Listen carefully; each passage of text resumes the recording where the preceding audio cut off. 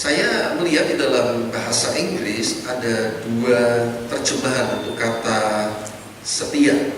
Ada faithful, ada loyal.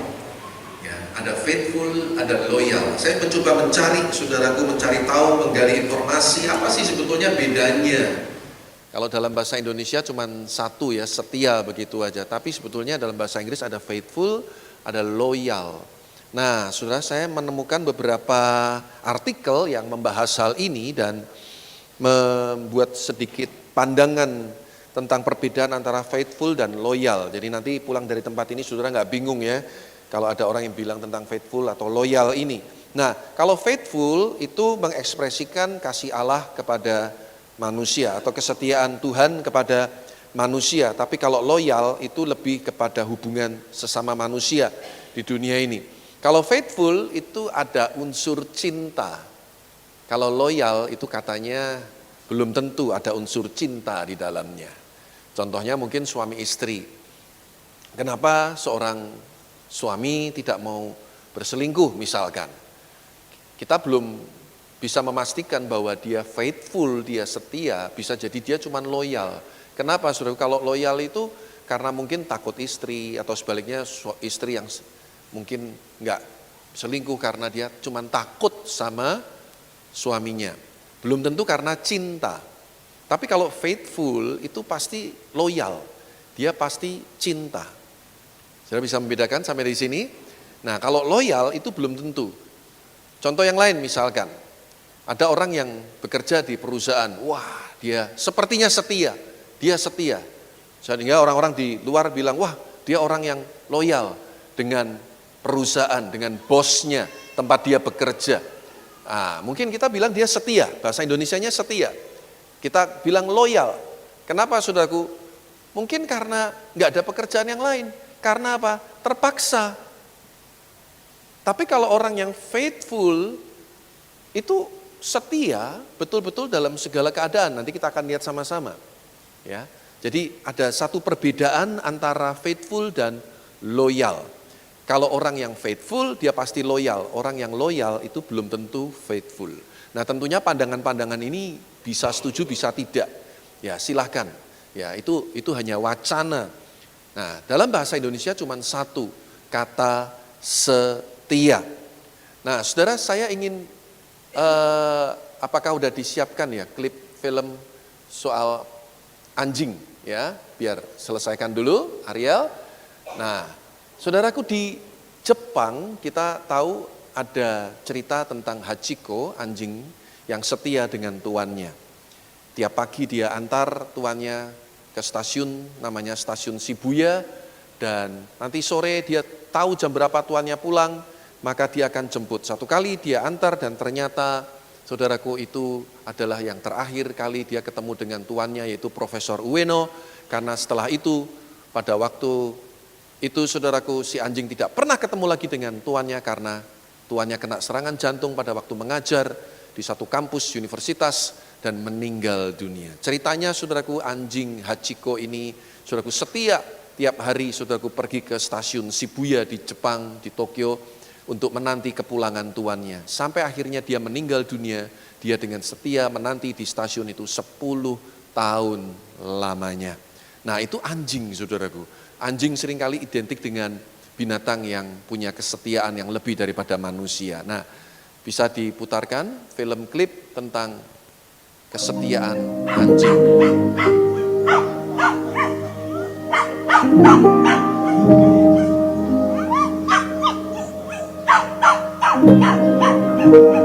Ini majikannya kena serangan jantung, sakit atau apa, kecelakaan. Anjing ini pingin bisa bersama dengan tuannya.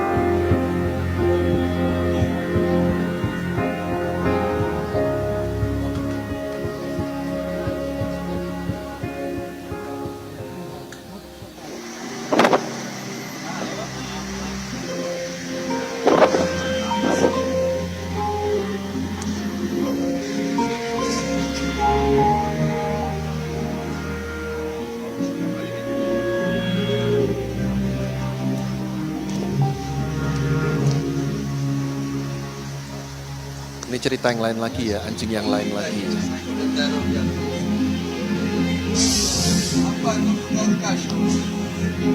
Vai embora, meu filho. Cansado.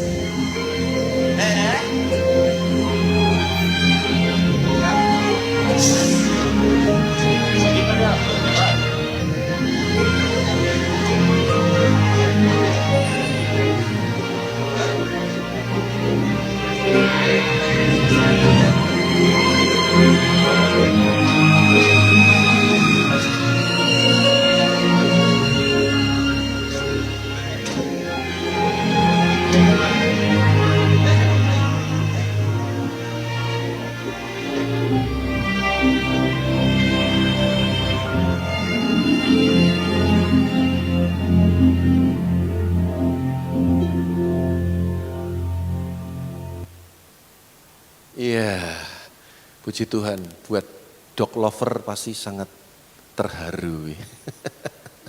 Ya, jadi sudah kasih Tuhan, seringkali anjing diidentikan dengan kesetiaan. Bagaimana dia loyal, tadi dikatakan loyal dog, ya, loyal dog, anjing yang setia.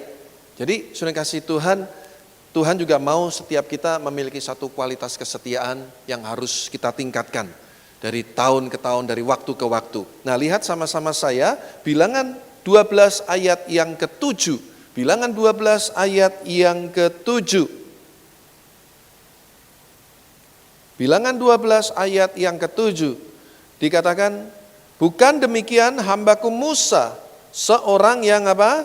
Setia dalam segenap rumahku. Digunakan kata faithful di sini, setia dalam segenap rumahku. Musa yang ditunjuk oleh Tuhan memimpin bangsa Israel yang keras kepala, tegar tengkuk, yang suka melawan, suka memberontak. Musa dikenal sebagai orang yang setia dalam segenap rumahku untuk memimpin umat Israel. Nah, ini bagian dari kisah pemberontakan Harun dan Miriam. Karena pada waktu itu, saudaraku, Harun dan Miriam tidak setuju dengan keputusan Musa mengambil seorang wanita Kus menjadi istrinya. Dan mereka sempat berkata, emangnya Tuhan bicara cuman lewat kamu begitu ya. Dan Tuhan membela Musa. Kenapa Tuhan membela Musa? Selain Musa orang yang lemah lembut hatinya, dia bicara dengan Tuhan face to face. Dia sangat dekat dengan Tuhan, saudaraku. Tetapi juga karena Musa adalah orang yang faithful. Dia adalah orang yang setia. Saya berdoa setiap kita di tempat ini akan menjadi orang-orang setia di akhir zaman ini. Amin, saudaraku. Mari sekarang kita lihat, saudaraku, ciri-ciri orang yang setia. Ciri-ciri orang yang setia. Yang pertama, saudaraku, orang itu akan berpegang teguh pada prinsip-prinsip kehidupan. Contohnya siapa, saudaraku? Di dalam kitab Daniel, pasal yang ketiga, ayat 17 dan 18, ada kisah Sadra, Mesa dan Abednego atau Hananya, Misael dan Asaria. Nah, lihat saudaraku, Daniel pasal 3 ayat 17 sampai 18. Alkitab mengatakan, jika Allah kami yang kami puja sanggup melepaskan kami, maka Ia akan melepaskan kami dari perapian yang menyala-nyala itu dan dari dalam tanganmu ya Raja. Tetapi seandainya tidak, hendaklah Tuanku mengetahui ya Raja, bahwa kami tidak akan memuja dewa Tuanku dan tidak akan menyembah patung emas yang Tuanku dirikan itu. Amin. Saudara yang kasih Tuhan, ayat ini seringkali menjadi perdebatan seolah-olah Sadra, Mesa, Abednego ini kurang iman. Harusnya percaya Tuhan pasti akan selamatkan, Tuhan pasti akan tolong dari dapur perapian yang menyala-nyala itu. Tetapi kalimat ini justru menunjukkan satu kualitas iman dan kesetiaan yang luar biasa dari Sadra, Mesa, dan Abednego. Mereka yakin kalau Tuhan sanggup tolong, Dia pasti tolong, selamatkan mereka dari dapur perapian yang menyala-nyala. Tapi seandainya tidak, istilah lainnya harus mati sekalipun, aku siap. Ini yang Tuhan cari di akhir zaman ini, khususnya buat kita orang-orang Pentakosta karismatik. Kita ini suka disorot karena apalagi di tahun-tahun kegerakan dulu, saudaraku, tahun 70, 80, karena kita dalam satu euforia, satu semangat yang luar biasa, api Pentakosta luar biasa, ya kadang agak ada eksesnya, agak aneh-aneh dikit gitu ya. Saya masih ingat dulu kadang ada pengajaran, kalau kamu ingin punya mobil bagus, tumpangin tangan mobilnya, dalam nama Yesus malam ini pindah ke rumahku gitu. Ya percaya tumpangin tangan. Disuruh Tuhan, gak disuruh Tuhan, pokoknya klaim dulu. Ada rumah bagus, dihoyak-hoyak pagarnya dalam nama Yesus, rumah ini jadi rumahku gitu, saudara ya. Nah, saudara kasih Tuhan, ada ekses, ada penyimpangan sedikit lah. Tapi maksudnya sih baik, tapi kita mesti luruskan, saudaraku. Bisa nggak kita punya kualitas iman dan kesetiaan seperti Sadrak, Mesakh, dan Abednego ini? Kalau Tuhan yang aku sembah sanggup tolong, dia pasti tolong. Tapi seandainya tidak, aku tetap mau menyembah Tuhan yang aku kenal di dalam nama Yesus Kristus. Karena pada waktu itu saudaraku, Nebukadnezar mengeluarkan satu dekrit, satu keputusan. Pada saat sangkakala, saat seruling atau alat-alat musik dibunyikan, harus nyembah semua patung yang dibuat raja pada waktu itu. Tingginya saudaraku konon hampir 30 meter, lebarnya 6 meter. Itu patung gede banget saudaraku. Tapi Sadrak, Mesakh, dan Abednego tetap kepada keputusannya. Dia tahu Tuhan yang benar. Dia tahu kepada siapa dia menyembah. Apapun segala resikonya, aku siap. Itu keputusan mereka. Saya berdoa prinsip ini juga jadi bagian dalam hidup kita, saudaraku. Jangan cuma mau sisi enaknya saja, tapi nggak mau sisi bayar harganya. Mungkin ada di antara kita yang sedang bergumul untuk pasangan hidup. Saya berdoa semua mendapatkan pasangan hidupnya masing-masing. Tapi pegang prinsip ini. Tuhan, kalau engkau kasih, engkau pasti kasih yang terbaik. Tapi seandainya engkau tetapkan aku untuk single, aku tetap mau melayani Tuhan. Ini hebat. Jangan sampai, waduh sudah karena dikejar umur saudaraku, ya sudahlah. Anaknya siapa sajalah. Ya, wis pokoknya wis mau enggak percaya Tuhan, mau apapun keyakinannya, hidupnya bagaimana, wis mau aja dah. Saudara, ini yang enggak boleh terjadi dalam kehidupan kita. Di samping kita sendiri, makanya saya sering mengingatkan anak-anak remaja, putra-putri ya, jaga hidupmu yang sopan, yang santun, ya, jangan sombong, yang cewek jangan jutek. Apa itu jutek? Pokoknya galak, cuek gitu ya. Kucing mau mana lu enggak jadi, lu takut. Karena gua lah yang minta ampun, saudaraku. Nah, ini juga enggak boleh. Gitu ya. Nah, saudara yang kasih Tuhan, ini harus jadi prinsip dalam hidup kita. Kalau Tuhan mau buat aku kaya, pasti aku diberkati Tuhan. Secara materi memang aku kaya. Tapi seandainya mungkin hari ini hidupku seperti ini, aku mungkin hanya sekedar cukup, aku mau tetap setia melayani Tuhan. Ini yang Tuhan cari, saudaraku. Saya percaya kalau Tuhan mau, tidak ada perkara yang mustahil. Kalau Tuhan punya rencana, tidak ada seorang pun yang bisa menggagalkan. Firman-Nya pasti digenapi. Saudara, Sadrak, Mesakh, Abednego akhirnya harus masuk dapur perapian yang menyala-nyala. Tapi disitulah, dari peristiwa itulah kemuliaan Allah dinyatakan. Kemuliaan Allah dinyatakan. Raja dan orang-orang itu melihat semua bagaimana yang berjalan, bukan 3 orang tapi 4 orang. Yang satu dikatakan rupanya seperti anak dewa. Dan saya yakin itu sebetulnya bagian dari penampakan Allah. Pada zaman perjanjian lama. Di mana Alkitab katakan 2-3 orang berhimpun dalam namaku, aku hadir tengah-tengah mereka. Pada waktu dapur itu dinyalakan, dipanaskan 7 kali, saudaraku. Bahkan orang-orang yang mengangkut Sadrak, Mesakh, dan Abednego belum masuk, udah mati dulu. Saking panasnya. Saudara, ada kalanya Tuhan izinkan kita lewati api pencobaan untuk membuat orang melihat bahwa Tuhan yang kita sembah sanggup melindungi dan menyelamatkan kita. Tuhan mau lihat kesetiaan kita. Di sini kita bisa belajar, saudaraku, arti faithfulness, kesetiaan. Bukan sekedar di mulut. Setia itu bukan cuma di mulut, tapi juga dalam perbuatan. Dan setia itu sebetulnya sebuah karakter. Setia itu sebuah karakter. Kalau orang karakternya setia, saudaraku, apapun yang terjadi, dia tidak akan pernah mengecewakan Tuhan. Dia akan membuktikan kesetiaannya. Dia lewati semua kesulitan, dia hadapi semua tantangan, dan dia tidak menjadi bimbang dengan apa yang dia percayai. Maka ini harus jadi prinsip dalam kehidupan kita. Jangan sampai hanya karena mau naik jabatan, saudaraku, diiming-imingi jabatan, saudaraku. Dikeplai duit gitu, saudaraku. Kalau kamu mau, kamu harus tinggalkan keyakinanmu, kamu harus mengucapkan gitu-gitu saudaraku, baru nanti kamu naik. Bukan cuma camat, kamu bisa jadi wali kota bila perlu. Saudara, Anda harus pegang prinsip ini, bahwa keselamatan hanya ada di dalam nama Yesus Kristus Tuhan. Anda harus punya prinsip kehidupan yang namanya juru selamat penebus kehidupanku hanya satu di dalam nama Yesus Kristus Tuhan. Saya bersyukur di era pemerintahan yang sekarang ini, saudaraku, beberapa anak-anak Tuhan bisa jadi berkat, saudaraku, bagi bangsa ini. Siapa? Salah satunya, saudaraku, Dr. Terawan.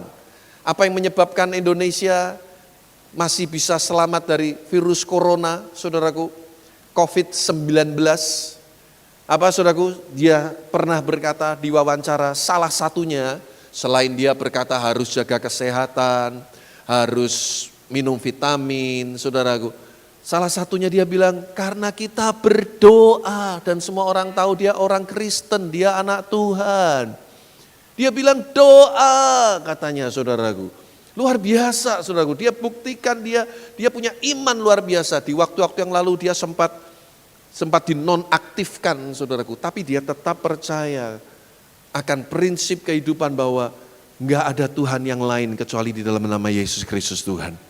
Ini yang harus kita pegang teguh. Jangan goyah, jangan bimbang, saudaraku. Orang yang bimbang gak akan tenang hidupnya. Jangan mendua hati, kata firman Tuhan. Kita gak akan pernah dapatkan apa-apa. Anda harus yakin. Kesetiaan itu, saudaraku, bukti keyakinan imanmu. Keyakinan, keteguhan imanmu. Pagi tadi ketika saya berangkat ke pederesan, saya dengerin radio, ada gereja yang live, saudaraku, lewat radio disiarkan ibadahnya, saudaraku. Sebelum khotbah disampaikan, saya dengerin di radio pengumumannya, katanya kalau pulang sekarang jangan salaman, katanya. Karena virus corona ini kan sekarang lagi merebak di mana-mana. Ya, katanya salamannya, nah karena saya cuma di radio, mungkin kalau saya dengar, mungkin katanya cuma suruh begini aja, nggak boleh bersentuhan, nggak boleh salaman, takut ketularan. Ya, mungkin nanti kita salamannya begini aja sambil nunduk gitu. Ya, tapi ginilah, pokoknya gini loh, kalau Anda sedang nggak enak badan ya jangan salaman ya, karena mungkin Anda pegang lagi pilek lah, lagi apa gitu. Sekarang lagi musim juga, salamannya pakai kaki. Ada yang lihat? Ada yang lihat? Ya, nah saudara, nggak apa-apa ya, saya kira kita masih aman-aman aja lah. Tapi kalau Anda merasa kurang sehat, nggak apa-apa, nggak mau bersalaman. Atau Anda merasa, saya nggak mau salaman, tidak masalah. Amin, saudaraku. Mau salaman monggo, mau cuman begini aja boleh, mau gini aja boleh. Saudaraku, mau salaman kaki juga boleh, saudaraku. Kita merdeka di dalam Tuhan. Amin, saudara. Tapi ini prinsip yang harus Anda pegang dalam soal iman percaya. Tidak ada Tuhan alternatif dalam hidup kita. Aku percaya Tuhan Yesus sanggup menyembuhkan. Tapi seandainya tidak sembuh, aku punya Tuhan alternatif. Tidak boleh ini, saudaraku. Ya, aku yakin Tuhan sanggup selamatkan. Tapi gak ada salahnya dong punya pegangan. Saya masih ingat dulu papi pernah cerita tuh, doain rumahnya siapa tuh. Ada salibnya, tapi bawahnya ada kantong merahnya. Ya, dalamnya tulang babi. Si tante ditanya, kenapa udah ada salib kok masih pakai begitu? Katanya, biar lebih kuat. Saya nggak tahu apakah salib masih kurang kuat, sehingga mesti dibantu tulang babi, saudaraku. Katanya setan takut sama tulang-tulang babi. Ya, puji Tuhan, babi tidak haram buat kita. Hajar, setan makanya takut sama kita. Amin. Di dalam kita ada roh, bukan babi, saudaraku, Roh Kudus. Ngawur aja, saudaraku. Ya, saudara kasih Tuhan, enggak ada Tuhan alternatif dalam hidup kita. Kita harus punya prinsip iman dan punya prinsip kesetiaan seperti Sadrak, Mesak, dan Abednego. Tuhan, kalau memang Engkau Tuhan sanggup jawab doaku, aku bersyukur, aku percaya Engkau Tuhan yang luar biasa. Tapi seandainya Tuhan punya keputusan yang lain dengan apa yang aku doakan, aku tetap percaya Engkau Tuhan yang baik. Aku tetap percaya Engkau punya rencana yang terindah dalam kehidupanku. Enggak ada Tuhan alternatif dalam hidup kita. Justru ini merupakan bukti kesetiaan Sadrah, Mesah, Abednego yang luar biasa. Yang kedua, saudaraku, orang yang setia itu tidak mundur saat kesulitan datang. Setuju nggak Bapak Ibu Saudara? Orang yang setia itu nggak mundur saat kesulitan itu datang. The friend in need is the friend indeed. Teman yang sejati adalah teman di saat kita dalam kebutuhan. Artinya kita mungkin sedang dalam kesulitan, kita mungkin sedang kesakitan. Siapa yang ada di dekat kita? Siapa yang mau bersama-sama dengan kita? Kalau kita punya banyak uang, ada banyak teman, jangan seneng-seneng dulu. Jangan-jangan karena kita punya gula makanya banyak semut yang datang. Gulanya habis, semutnya pergi semua. Temanmu cuma mau gerogotin kita, cuma mau ambil sesuatu dari hidup kita. Teman dalam kesulitan itu teman sejati kita. Coba kita lihat sama-sama 2 Samuel pasal 23 ayat 9 dan 10. Salah satu triwira yang Daud miliki namanya Eleasar. Ini orang yang luar biasa.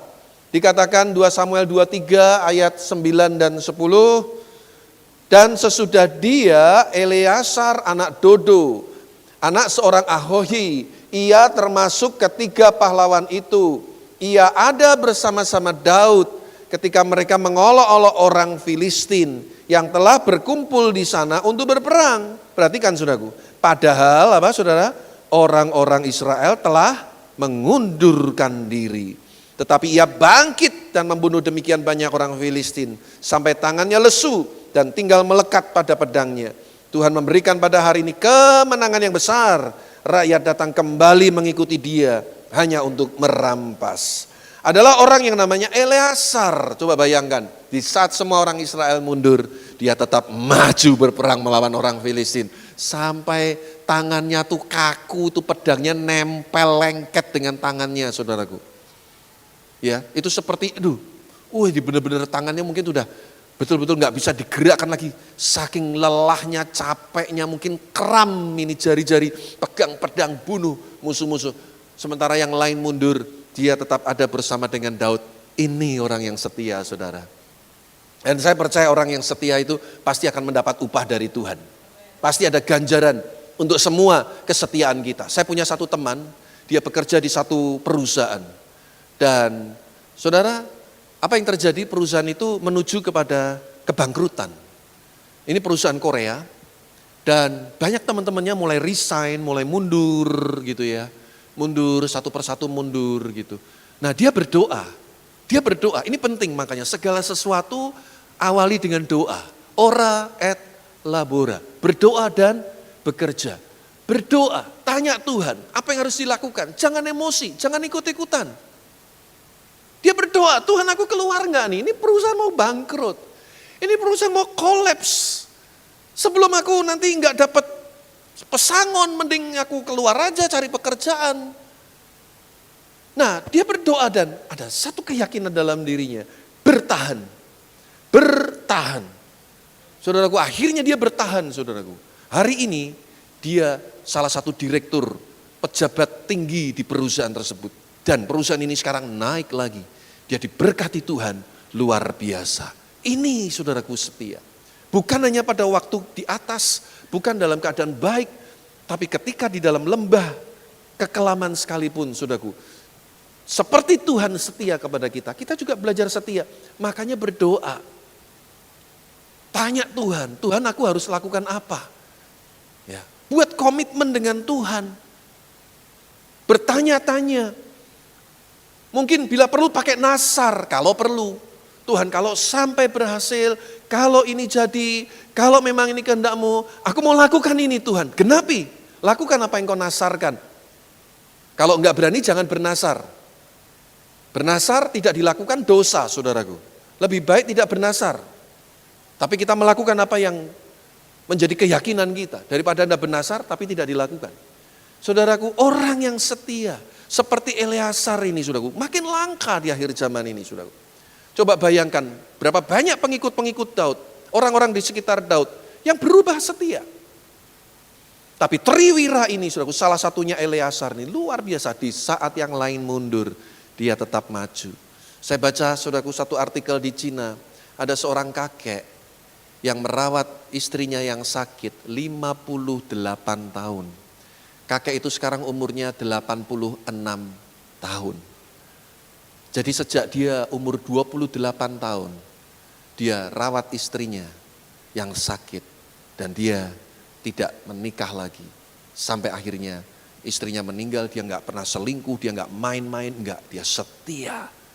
Anggap aja dia nikah umur 20, mungkin 8 tahun aja saudaraku dia menikmati istrinya sehat. Lalu istrinya sakit, kakek itu sekarang umur 86 tahun, dia tetap setia merawat istrinya. Saudara, Ayub, contoh orang yang setia yang luar biasa. Saya mencoba mencari tahu, kan setelah Ayub dipulihkan itu kan dia dapat anak-anak lagi toh. Siapa tuh yang perempuan-perempuan tuh? Keisha, lalu siapa? Karen Hapu gitu ya. Dan dikatakan anak-anak yang cantik-cantik. Saya coba cari tahu, apakah itu didapat dari istri yang sama atau istri yang lain. Ternyata istri yang sama loh. Istri yang pernah bilang sama Ayub, kutuki saja Tuhanmu, tinggalkan Tuhanmu, mati aja kamu, coba bayangin. Istri macam apa itu? Waktu Ayub diberkati, waktu Ayub kaya raya, gak keluar kalimat itu. Begitu anaknya mati, hartanya habis, boroan saudaraku. Dia maki-maki suaminya sendiri saudaraku. Katanya ujian suami itu kalau uang banyak, ujian buat istri kalau tidak ada uang. Oh, ada yang membetulkan saudaraku, ada yang menyetujui. Maksudnya gimana? Kalau biasanya laki-laki uangnya banyak, wah itu kalau nggak kuat imannya, kayak artis-artis Indonesia tuh, ya toh, istrinya dicerain, kawin lagi, cari yang lebih muda. Itu pria tuh. Ya, kalau wanita, katanya kalau lagi nggak ada duit, kalau suaminya nggak ada duit, suaminya perusahaan kerjanya kurang berhasil, kadang mulai nggak setia dengan suaminya. Tapi satu hal yang saya percaya dan doa saya, suami-suami di sini, istri-istri di sini setia dengan pasangannya masing-masing. Amin. Tepuk tangan dulu bagi Tuhan kita yang luar biasa. Apapun yang terjadi, apa yang sudah dipersatukan oleh Allah tidak boleh diceraikan oleh manusia. Buktikan komitmenmu. Seperti Eleazar ini loh, yang lain mundur, aku tetap maju. Tahun ini akan menjadi tahun ujian kesetiaan bagi jemaat GKI Hosana yang ada di Puri. Kita belum tahu bagaimana dengan status gedung ini. Maret ini seperti yang saya janjikan, saya akan ketemu lagi dan April saya pasti akan umumkan apa yang harus kita lakukan. Karena saya udah doa Tuhan, Maret keluarnya gitu terus. Jadi kalau ditanya gimana Pak, saya belum bisa ngomong saudaraku. Yang di sini hati saya Maret ini sudah masuk Maret nih. Nah nanti saya ketemu. Ya, bagaimana nanti saya pasti umumkan lebih lagi. Tapi ini ujian kesetiaan loh buat jemaat Hosana loh. Kita udah ngalami sejak perintisan Hosana itu perjalanan berpindah-pindah tempat itu kita ngalami. Mulai dulu di Jalan Kenangan nomor 11, tempat mertuanya Pak Petrus Agung. Dulu di halaman parkirannya. Kita ibadah di situ. Nah karena kita doa pagi juga kesulitan, nanti mau ada ibadah mesti ada penyesuaian, akhirnya kita pindah di Gedung Pemuda. Gedung Pemuda waktu itu dipakai Yayasan Sangkakala. Mereka pindah karena gedungnya mau direnov. Sementara belum direnov, GKI Hosana masuk, saudaraku. Tapi baru jalan berapa tahun, saudaraku, gedung itu betul-betul mau direnov, akhirnya kita pindah. Saya masih ingat, saudaraku, Hosana ya, keseluruhan ya, bukan di Puri belum ada, jadi termasuk jemaat pederesan. Saya masih ingat sudah terkumpul jemaat 150 komitmen member di Gedung Pemuda.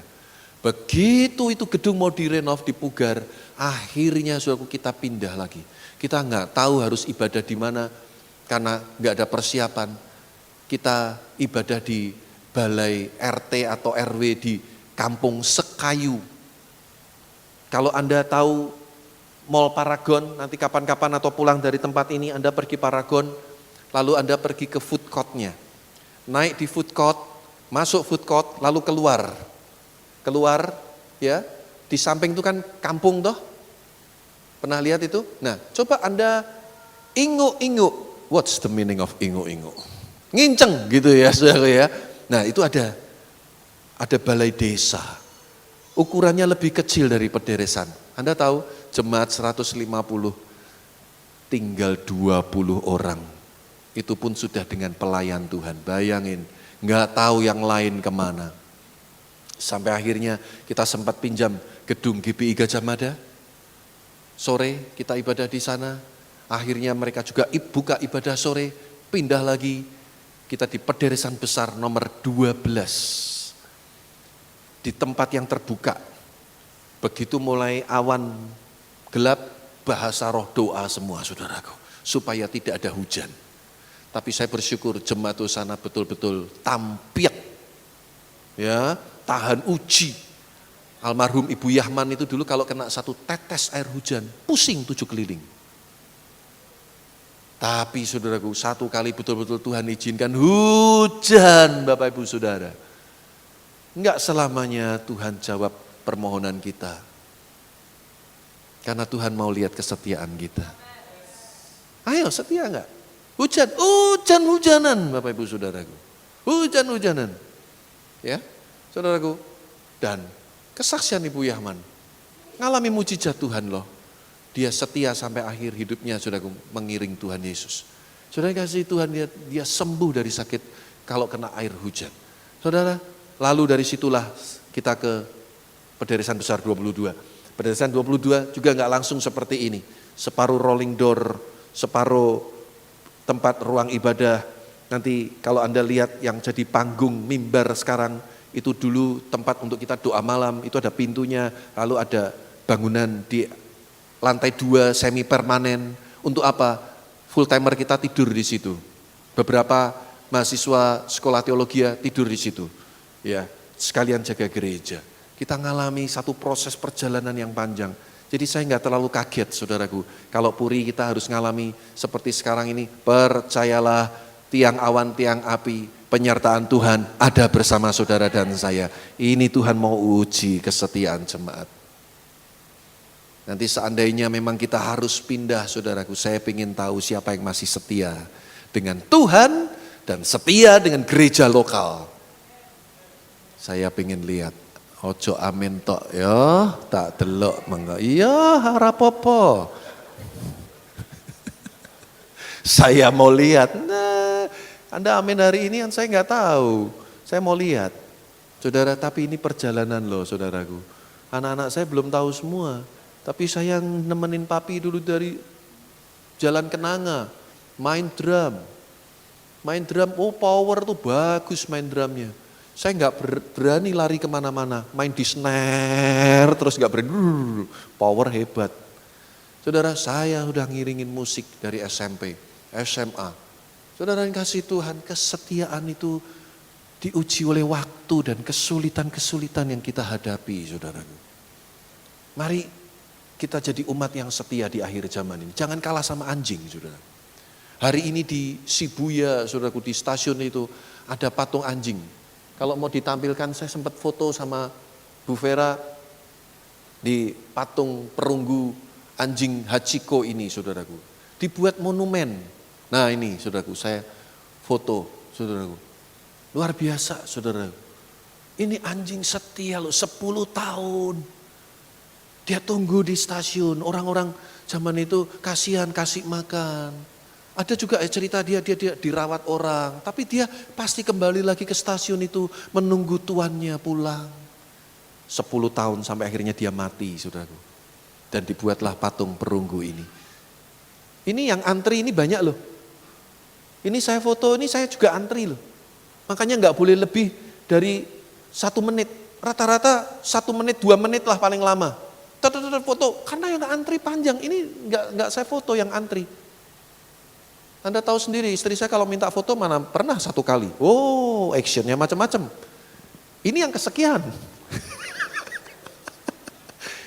Menurut saya kami yang paling lama mungkin, lebih dari 2 menit. Saudara, jangan kalah sama anjing. Setia. Setia dengan Tuhan. Setia dengan keluargamu. Anda yang pilih istri, Anda yang terima lamaran suami, ya udah setia. Gak bisa main-main saudaraku, setia. Saya dulu punya anjing ketika kami tinggal di Indrapasta. Kalau saya berangkat sekolah, dia akan keluar. Antara saya, persis seperti Hachiko ini. Di teras rumah di Indrapasta. Kadang sampai sedikit ke jalan gitu, saya suruh dia pulang. Saya nggak sebut namanya ya, karena ada jemaat kita kok namanya persis itu. Saya juga menyesal kenapa namanya kok sama gitu ya. Jadi saya nggak sebut nama. Tolong jangan setelah kebaktian ini paksa, Pak Yohanes siapa namanya? Saya nggak akan kasih tahu, saudaraku. Saya kasih Tuhan. Kalau saya pulang sekolah, dia pasti ada di tempat itu lagi, di teras rumah lagi. Dan dia, wah dia lompat-lompat, dia gerawuk-gerawuk gitu, saudaraku ya. Lari, saking senangnya. Tuhan cari umat yang setia seperti itu, saudaraku. Yang kalau ibadah itu setia, semangat, antusias.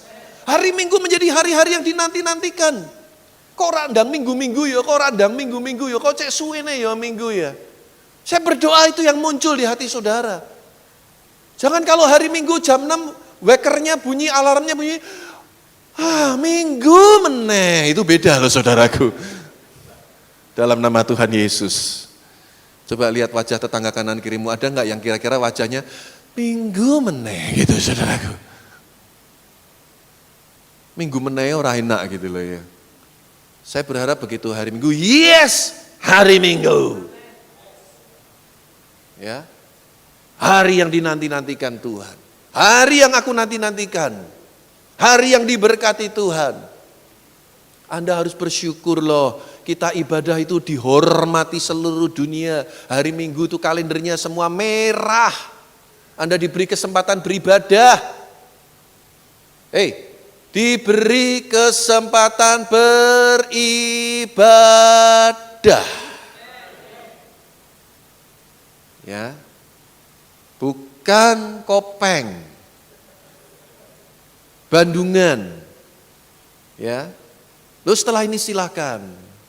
Lo Pak saya kerja tiap ini ngelencer ke ini cuman hari Sabtu Minggu nginep, silakan.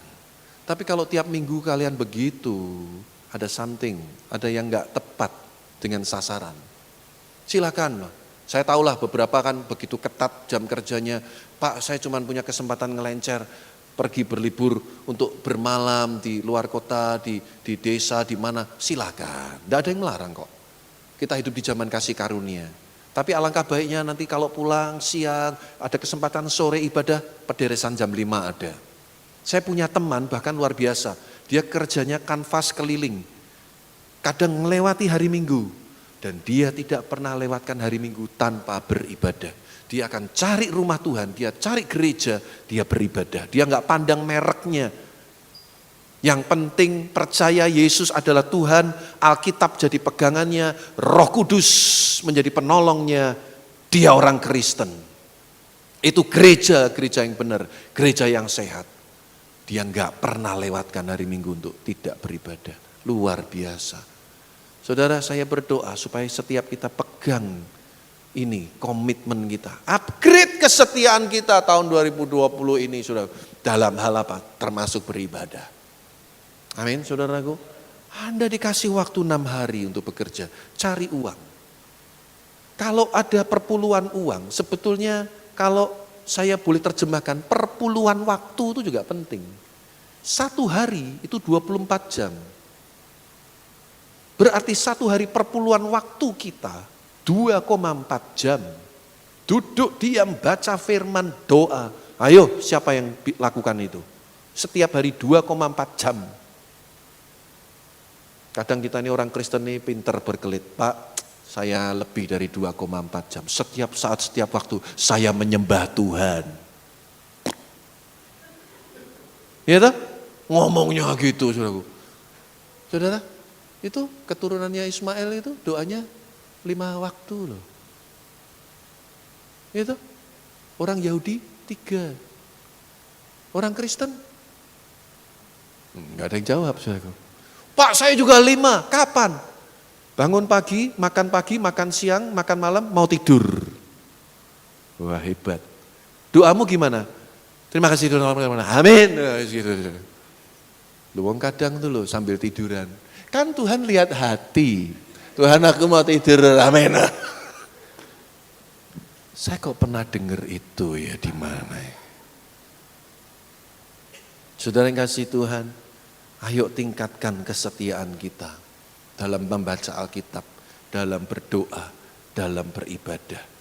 Kita batasi bahkan waktu berusaha 1,5 jam, cuman biasanya kalau minggu pertama sedikit lebih panjang. Tapi saya mau Anda benar-benar menghormati Tuhan. Dengan ayo sungguh-sungguh, tingkatkan kesetiaan kita juga dalam beribadah. Tuhan sudah lebih dulu setia kepada kita. Tuhan lebih dulu mengasihi saudara dan saya.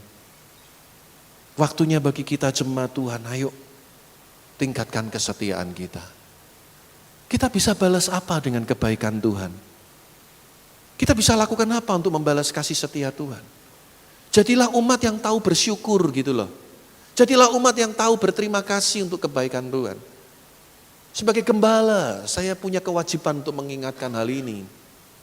Bukan juga karena Bapak Pendeta, Bapak ngomongnya begitu. Tapi sungguh-sungguh keluar dari hati saya yang paling dalam. Betapa suasana seperti ini yang kita nantikan.